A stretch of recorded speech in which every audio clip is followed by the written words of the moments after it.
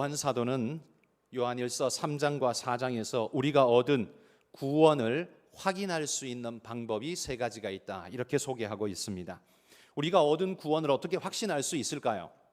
그 세 가지 방법은 도덕적인 확인법과 사회적 확인법, 그리고 신학적 확인법, 세 가지가 있다. 그러면서 3장과 4장에서 쭉 풀어서 설명하고 있습니다.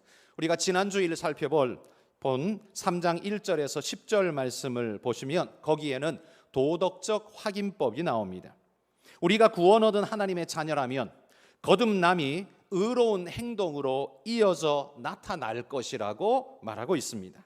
자, 3절 말씀을 한번 보십시오. 3장 3절에 보면 주를 향하여 이 소망을 가진 자마다 그의 깨끗하심과 같이 자기를 깨끗하게 하느니라.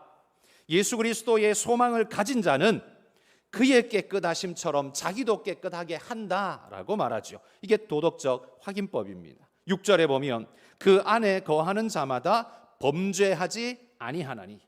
그러니까 예수 그리스도를 주로 모신 자는 자기를 깨끗하게 하고 범죄하지 아니하고 긍정과 부정의 역할에서 주님을 따라가는 우리의 모습이 분명하게 있다는 것을 확인시켜 주죠.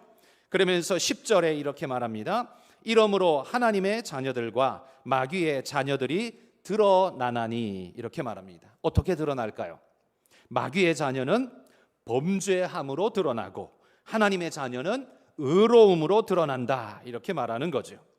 여러분, 우리가 그런 도덕적 선함으로 유지하고 지키고 있다면 우리는 하나님의 자녀임을 증명하고 있는 것임을 그렇게 믿으시기 바랍니다. 뿐만 아니라 그 증명은 우리가 계속해야 할 일이라는 사실도 여러분 믿어야 합니다. 오늘날 기독교가 무능해진 것은 아마도 여러 요인이 있을 수 있지만 바로 이 도덕적 선함을 우리가 너무 가볍게 여겨버린 탓이 아닌가 싶습니다. 구원은 율법적이지 않다는 말에 취해서 우리의 본질적 삶의 형태를 우린 너무 쉽게 놓아버렸습니다. 우린 이 부분을 회개하고 돌이켜야 합니다. 선함이라는 건 여러분 율법에 속한 게 아닙니다. 선함이 율법이 오고 난 다음 그 다음에 선함이 정의되어졌습니까? 아닙니다. 선함은 본질적으로 태초부터 하나님께 있었고 창조 이후에 곧바로 인간 안에서 시작된 것이 선함이라는 겁니다. 그러므로 그 이후에 수천 년이 지난 다음에 율법이라는 게 왔기 때문에 율법은 선함을 규정할 수 없습니다. 그저 이야기할 뿐이죠. 선함은 율법에 규정받는 게 아니라 율법보다 더 큰 개념이라는 바로 그 말입니다. 우리가 손해보지 않겠다는 신념이 우리의 하나님의 정체성, 하나님의 자녀라는 정체성보다 더 커서는 안 됩니다. 이 말은 무슨 말인가 하면 우리가 손해보더라도 하나님의 정체성을 지키며 살아야 한다라는 그 각오가 꼭 필요하다, 바로 그 말씀이죠. 그래서 여러분, 오늘은 지난 시간에는 도덕적 확인법을 살폈다면 오늘은 사회적 확인법을 한번 살펴보겠습니다. 믿는 자는 사회의 삶 속에서 이런 모습으로 나타나고 이런 모습이 나타난다면 우리는 하나님의 구원받은 자녀임이 분명하다라는 거죠. 네 가지의 확인법을 일러줍니다. 첫 번째는요, 우리가 그리스도인으로서 사랑을 실천하며 살아간다면 그것이 바로 우리가 우리 구원의 확신을 보여주는 것이다, 이렇게 말하고 있습니다. 그래서 11절에 이렇게 이야기합니다. 우리는 서로 사랑할지니. 여러분, 기독교의 특징은 분명히 사랑인데 언제부턴가 자랑이 기독교의 특징이 되어버린 것 같습니다. 그래서 교회도 숫자를 불려서 우리 교회가 더 크다, 이걸 자랑 삼고 더 세련된 교육과 프로그램들을 유치하면서 그걸 자랑 삼고 유명인서나 연예인들을 불러서 행사를 치름으로써 사람들의 눈길을 사로잡음으로써 그걸 자랑 삼으려는 모습들이 우리 안에 참 많이 몇십 년 동안 진행되어 왔습니다. 새생명 축제라는 이름으로 혹은 전도 축제라는 이름으로 진행되었습니다. 물론 전도에 대한 그런 노력과 우리의 수고는 반드시 있어야 하고 마땅한 바입니다. 그런데 그러면서 자연스럽게 우리도 모르게 사랑이 우리의 특징이 아니라 자랑이 우리의 특징이 돼버렸습니다. 자랑스럽기 위해서 우리 교회도 좀 힘없고 약한 사람들, 그런 사람 말고 좀 잘나고 대단한 학벌 좋고 실력 있는 사람들, 이런 사람들이 좀 많이 와야 돼. 자, 그러려면 목사가 학벌 좋고 대단해야 돼. 그래야 그런 사람들이 모이지. 이런 인식이 점점 작동하면서 교회를 그런 식으로 물들여 가는 것이 우리 안에 꽤나 많이 진행되어져 버렸다는 겁니다. 그래서 안타깝게도요, 정말 부정할 수 없는 말이 공공연한 사실이 뭐냐 하면 건물이 전도한다라는 말이 요즘 시대 교회의 정설처럼 돼버렸습니다. 그러니까 건물을 멋지게 지으면요, 좋은 교회가 나쁜 교회가 상관없이 그냥 성도들이 그냥 막 몰려온다는 거예요. 개척교회 힘든 교회는 안 오는데 건물만 멋지게 지어놓으면, 폼나게 지어놓으면 사람들이 그냥 몰려오더라는 겁니다. 이게 정상이 아니죠. 여러분, 그런 걸 보면서 우리는 두 마음이 있습니다. 하나는 그건 옳지 않아 라는 정죄의 마음이 한편에서 있고요, 또 한편에서는 그래도 그랬으면 좋겠다 라는 추구의 마음이 우리 안에는 있습니다. 이게 솔직한 우리의 고백 아닙니까?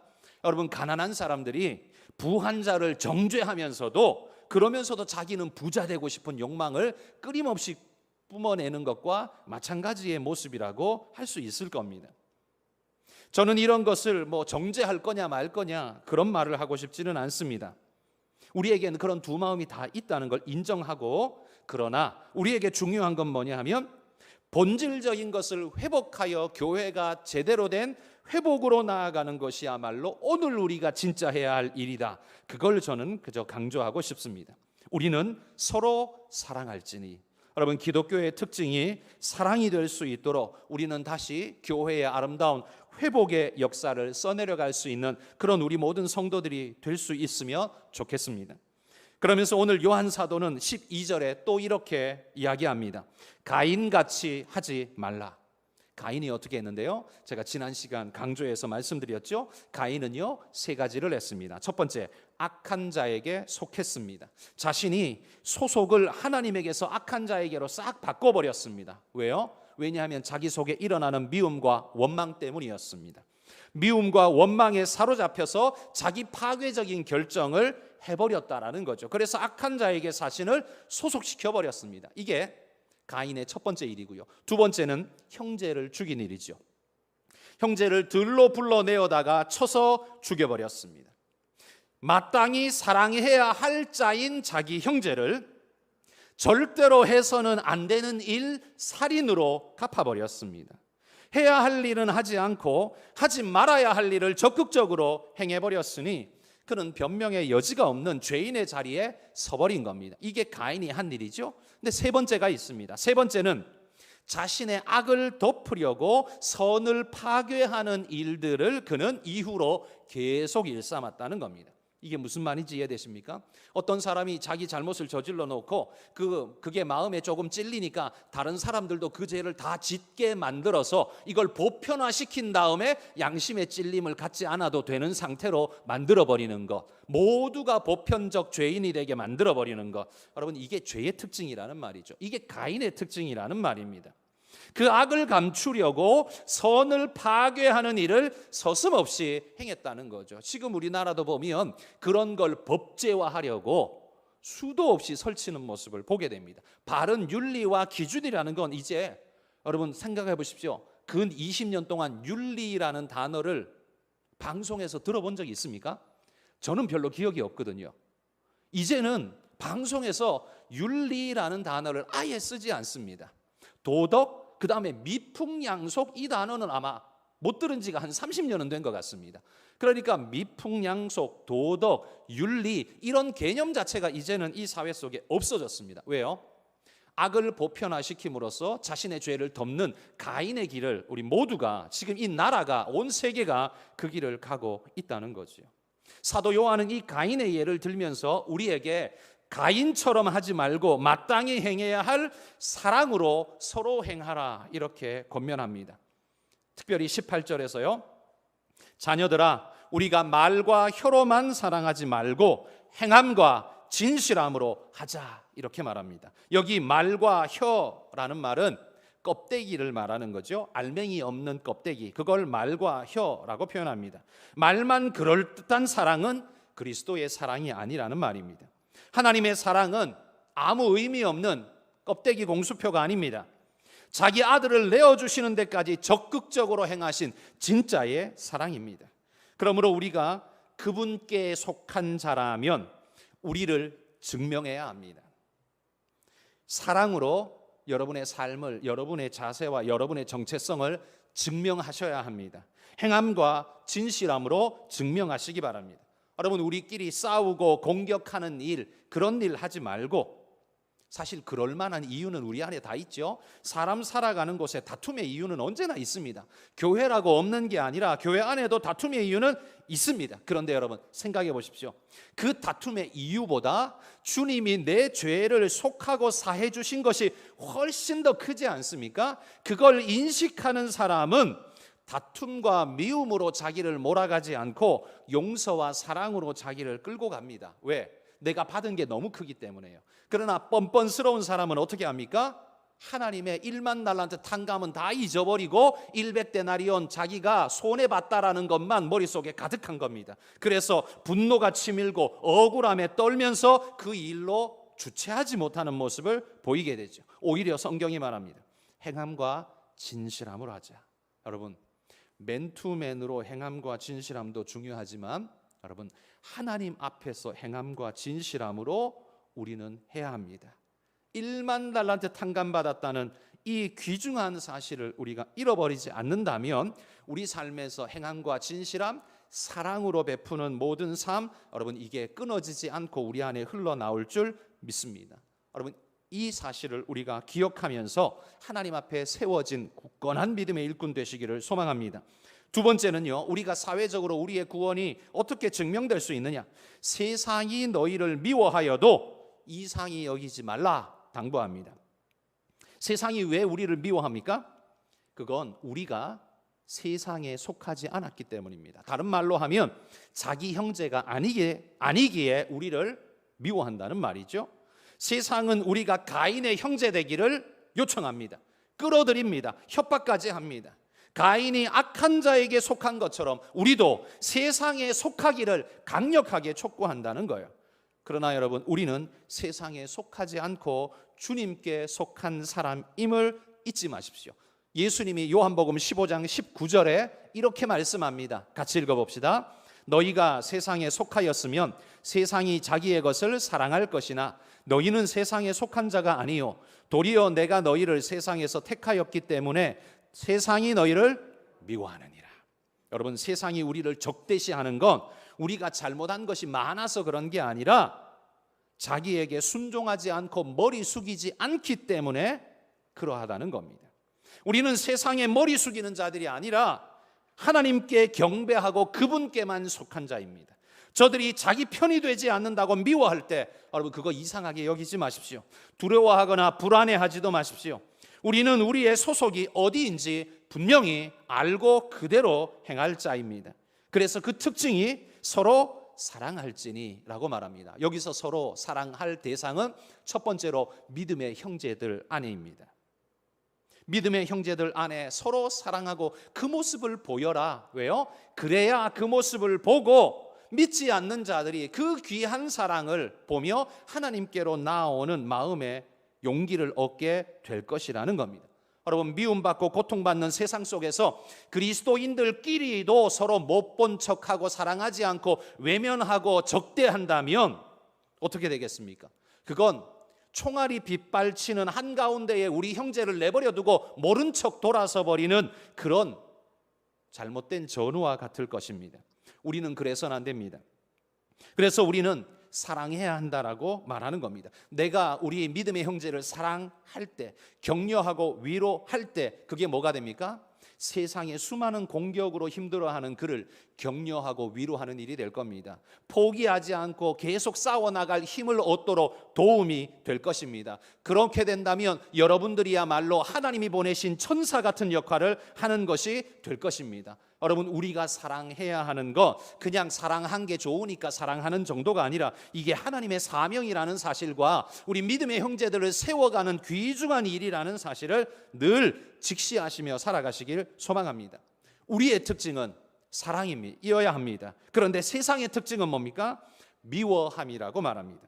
이게 그들의 특징입니다. 15절에 보십시오. 15절에 이렇게 말합니다. 그 형제를 미워하는 자마다 살인한 자니 이렇게 말합니다. 여러분, 미워하는 것은 단순히 미워하는 걸로 끝나지 않습니다. 살인이 어디에서 출발하던가요? 살인은 처음부터 살인으로 출발하지 않습니다. 살인은 늘 미움에서부터 출발합니다. 미움이 열매 맺고 자식을 낳고 새끼 치면 그게 살인이 되는 겁니다. 그래서 주님도 이렇게 말씀하셨어요. 마태복음 5장 21절 22절 읽어봅시다. 옛사람에게 말한 바 살인하지 말라. 누구든지 살인하면 심판을 받게 되리라 하였다는 것을 너희가 들었으나 나는 너희에게 이르노니 형제에게 노하는 자마다 심판을 받게 되고 형제를 대하여 라가라 하는 자는 공회에 잡혀가게 되고 미련한 놈이라 하는 자는 지옥불에 들어가게 되리라. 여기 예수님 말씀은요, 살인해야 살인자다라고 말하지 않고 형제를 미워하면 그건 살인한 일과 같다라고 엄하게 이야기를 하고 있습니다. 살인하면 심판받게 된다, 이거 누구나 아는 거예요. 그런데 예수님은 거기서 더 나가고 있어요. 형제를 미워하면, 마땅히 사랑해야 할 자를 미워하면 살인에 가까운 심판에 서게 되리라 말씀하고 있다는 겁니다. 마땅히 사랑해야 할 형제를 미워하는 것이 가벼운 일이 아니라는 거예요. 누구나 다 하지 뭐, 누구나 다 그런 마음 있지 뭐, 그렇게 쉽게 넘어가지 말라라는 말입니다. 왜냐하면 그 미움 그 다음은 살인이기 때문입니다. 그것이 잉태하여 살인으로 나가기 때문입니다. 그러므로 그리스도인들은요, 미워함과 살인은 한 끗 차이밖에 안 난다는 사실을 늘 자각하면서 두려워해야 합니다. 그래서 하나님의 사람들은 미워함에도 이르지 말 것을 주님이 당부하는 거예요. 왜요? 살인까지 나갈 수 있기 때문입니다.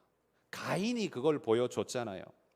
신자의 특징은 사랑인데 사랑을 버리고 미움으로 나아간다는 것, 그건 우리 스스로가 가인의 후손임을 스스로 증명하며 살아가는 꼴이 되고 맙니다. 여러분, 주님이 당신의 그 핏값으로 구원하여 우리를 사시고 우리를 당신의 자녀라 하셨는데 우리는 정작 가인의 후손임을 증명하며 살아간다면 여러분, 이거야말로 하나님을 모독하는 일이 되고 마는 것입니다. 우리의 모델은 우리를 위해 죽으신 주님인데 우리는 자꾸 가인의 모델을 따라가려는 욕구가 우리 안에 일어난다는 거예요. 여러분, 그거 이겨내셔야 합니다.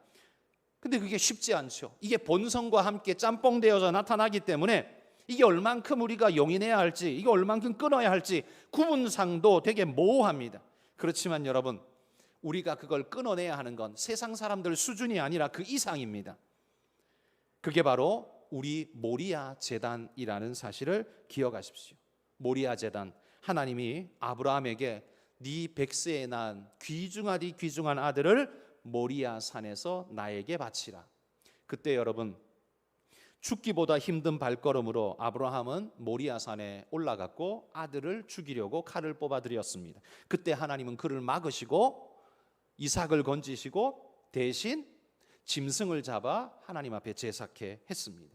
그리고 그 제사에 감격하며 하나님 앞에 드린 아브라함은 아들과 함께 손붙잡고 모리아산을 내려왔습니다. 여러분, 이 제단 위에 드려진 짐승의 제사, 그의 제사는 짐승의 제사이지만 사실은 모리아산의 제사는요, 하나님이 아브라함을 받은 겁니다. 그러니까 아브라함이 자기 자신을 완전히 불태워 산화하여 하나님께 드린 제사, 그게 바로 모리아산 제사입니다. 그러므로 모든 그리스도인에게는요, 바로 이 모리아산의 제사가 필요합니다. 하나님 절대로 용서할 수 없습니다 라고 외치고 있는 나 자신을 여러분, 모리아 제단 위에 하나님 앞에 바치십시오. 그리고 용서하십시오. 미움으로 들끓어오르는 내 심령을 하나님의 모리아 제단 앞에 나 자신을 하나님 앞에 내어놓고 바치십시오. 여러분, 그 제단에서 나를 바치고 모리아산을 내려오셔야 합니다. 그래야 그때부터 진짜 하나님의 사람다운 모습으로 우리가 살아갈 수 있습니다. 여러분, 사랑의 대표적인 모습, 사랑은 사랑하는 거지만 어떻게 해야 되죠? 힘드시다면 몇 가지 요소만 말씀드립니다. 가장 사랑의 대표적인 모습, 용서하신다면 사랑의 모습으로 분명히 보일 겁니다. 너무나 어려운 것이지만 여러분, 나를 죽이면 이 용서가 가능합니다. 지금 나를 죽인다는 게 말이 쉽지, 그렇죠? 저도 잘 되지 않고 여러분도 힘드실 겁니다. 그러나 제가 안 된다고 해서 설교단에서 그거 쉽게 잘 안 되니까 여러분 마음대로 하세요, 이렇게 말할 수는 없습니다. 왜냐하면 설교는 내가 할 수 있는 걸 여러분에게 말해드리는 게 아니라 하나님이 말씀하는 걸 여러분에게 전달하는 것일 뿐이기 때문에 제가 못하는 걸 말한다고 이중인격자라고 말씀하지 마시고 하나님이 그걸 원하신다면 그걸 그대로 받으시기를 소망합니다. 여러분, 요즘 시대는요, 용서하라는 권면을 어디에서도 잘 들어보기 힘듭니다. 그리고 용서하지도 않습니다. 그리고 분노를요, 너무 쉽게 폭발합니다. 그렇게 분노를 쏟아내어 놓고는 자기 변명으로 뭐라고 말하는 줄 아십니까? 나는 분노 조절 장애가 있어. 여러분, 이 말이 어떤 의미인지 아십니까? 그러니까 내가 분노했지만 그건 내 잘못 아니야. 누구 잘못이에요? 그 질병이야. 내 질병, 내가 가지고 있는 질병이야. 내 잘못이 아니고 내가 가지고 있는 질병이야. 그럼 내가 어떻게 하겠어? 나는 어쩔 수 없어. 나는 무죄해. 분노를 쏟아내었지만 나는 무죄해. 그 죄값은 누가 져야 돼요? 분노 조절 장애, 질병이 져야 돼. 나는 아니야.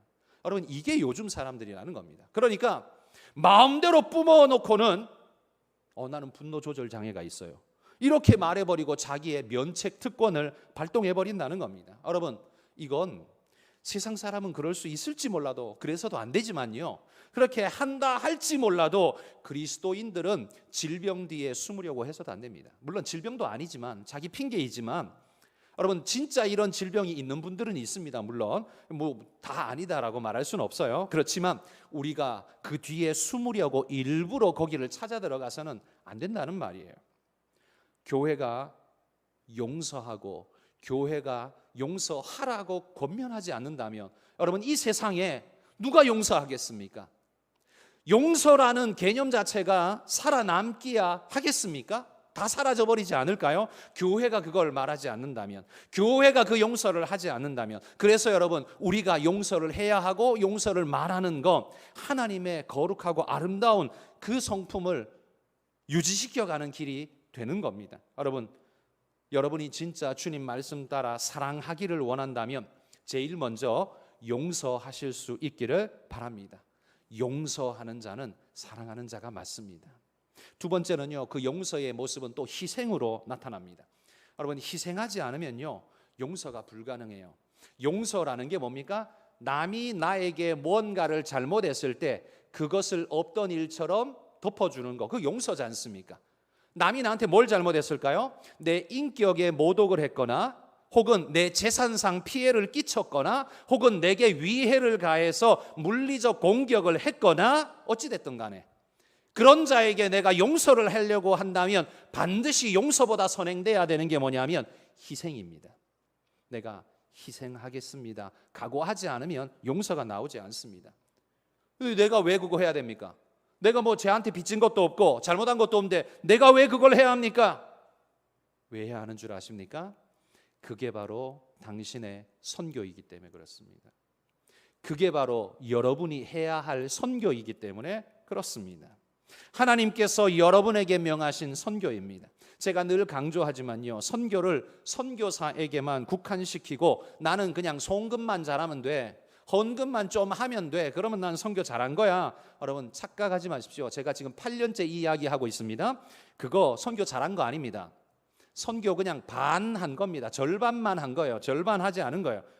송금 선교 가지고 선교했다고 말하지 마십시오. 부끄러운 겁니다. 우리가 해야 할 선교는 뭐예요? 희생의 선교, 그리고 용서의 선교, 사랑의 선교를 하셔야 됩니다.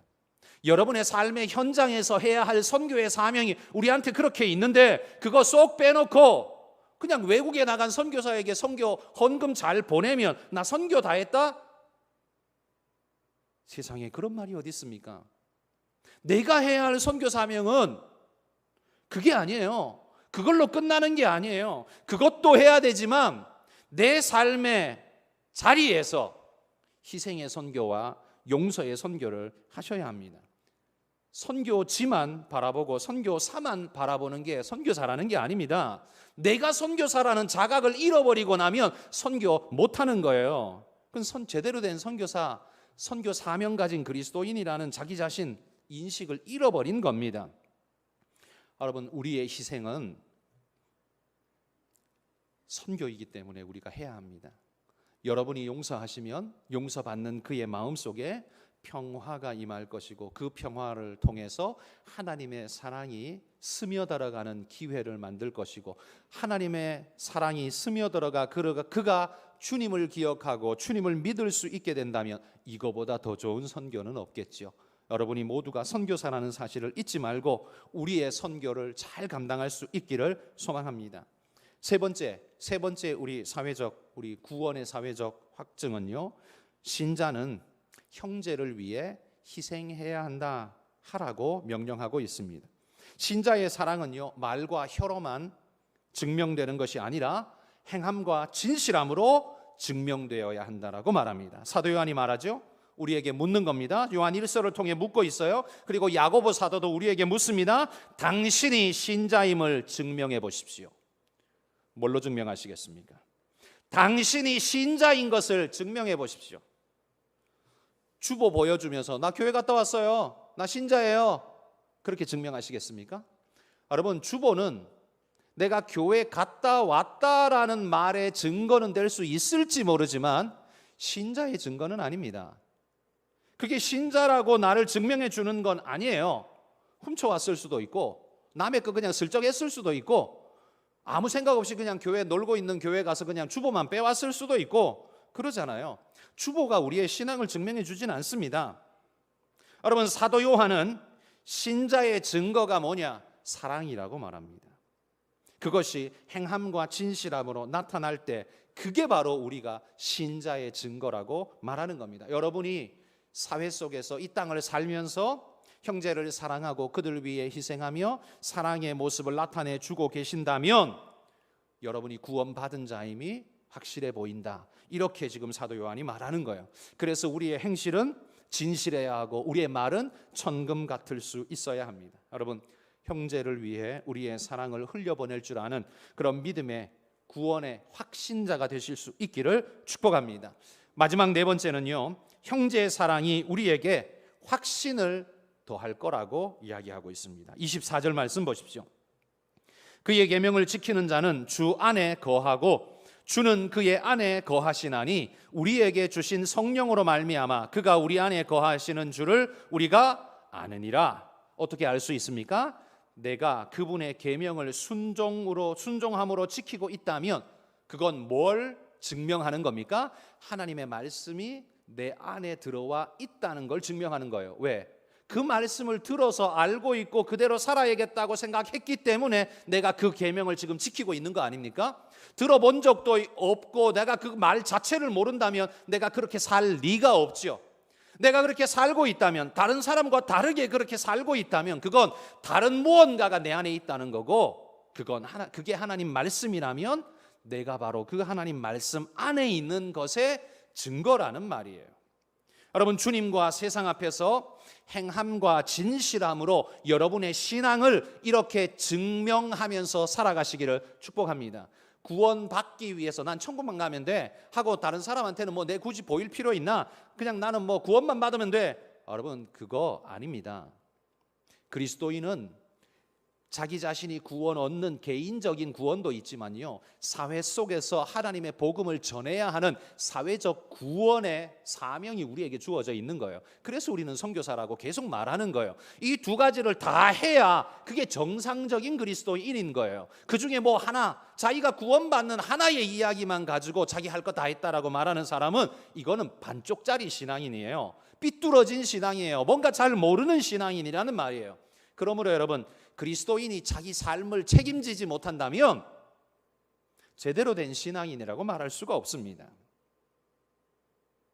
행함과 진실함으로 자신의 삶을 증명하지 못한다면 그 사람의 신앙을 뭐라고 말해야 할지, 정의를 어떻게 내려야 할지 매우 어렵고도 모호한 일이 벌어질 겁니다.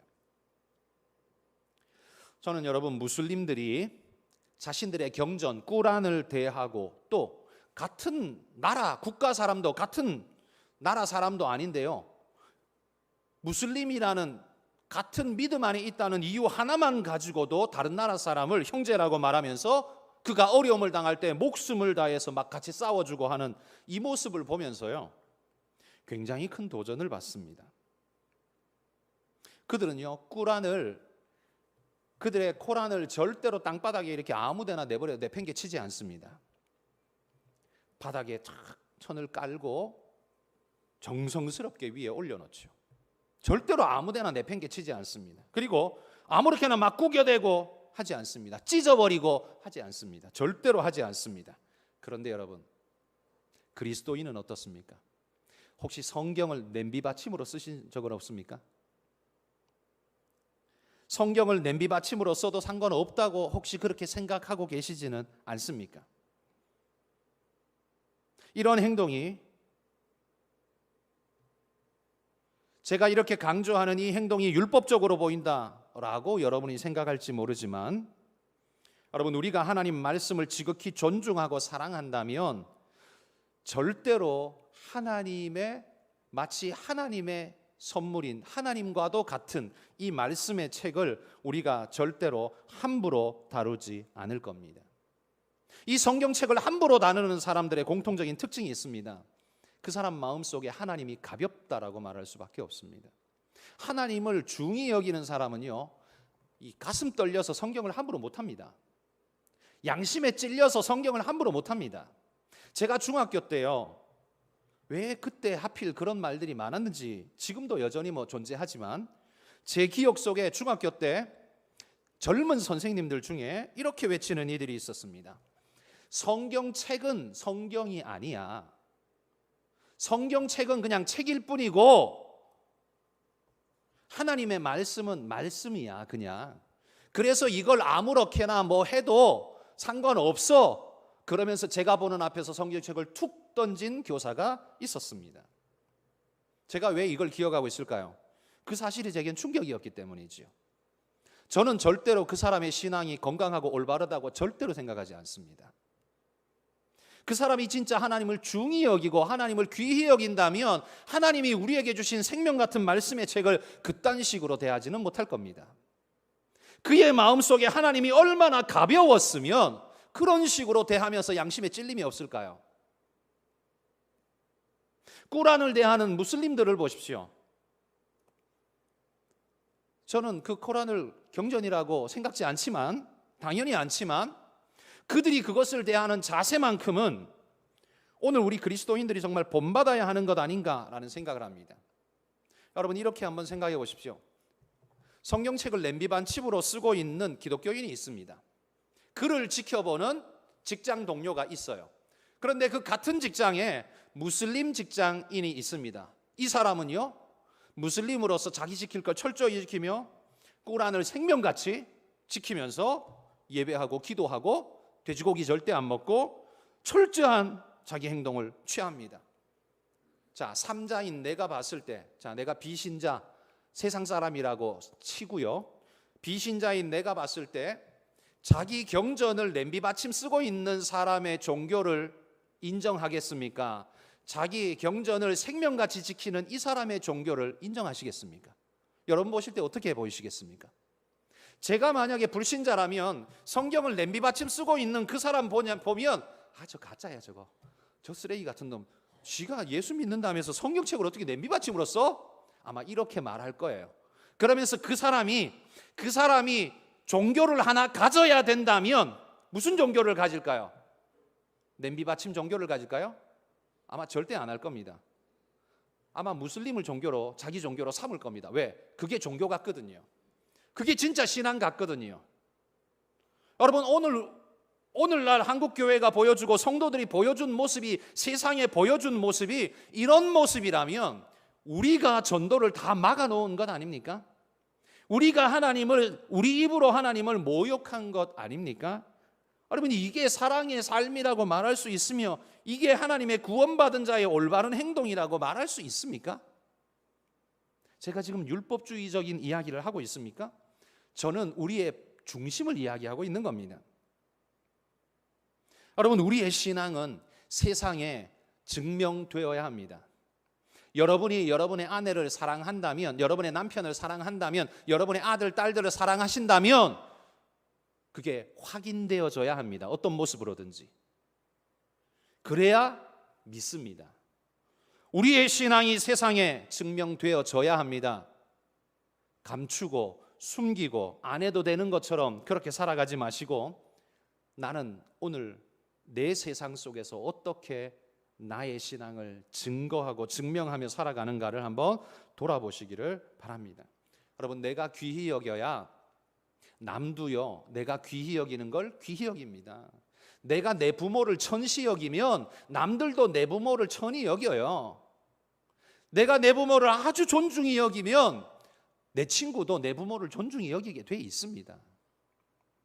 여러분, 내가 믿는 내 신앙, 나의 하나님, 나의 성경, 내 신앙을 증명하고 존중히 여기고 진짜 사랑한다면 여러분을 바라보는 모든 자들이 도전받을 것입니다. 그것이 전도가 될 것입니다. 그것이 선교가 될 것입니다. 여러분, 오늘 주님이 말하고 있는 여러분의 구원이 사회 속에서 어떻게 증명되어져야 할 것인가, 4가지 이야기의 말씀을 드렸습니다. 증명하시기를 바랍니다. 숨어 다니지 마시고, 안 해도 된다고 빈말하지 마시고 증명하며 살아가시기를 소망합니다. 주님께서 마지막 날 여러분에게 뭐 하고 왔냐 물으실 때 할 말이 있으실 수 있기를 주의 이름으로 축복합니다. 기도하겠습니다. 하나님 아버지,